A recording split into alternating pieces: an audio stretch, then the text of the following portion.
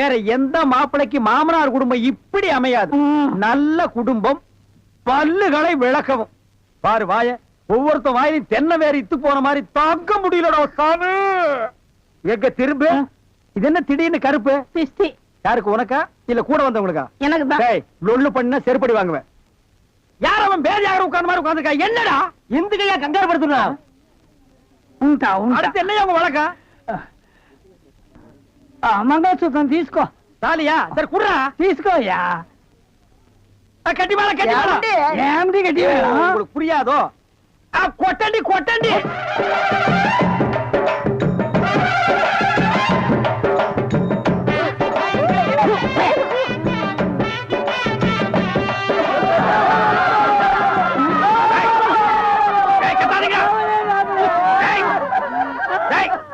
ஏன் அழுவுறீங்க?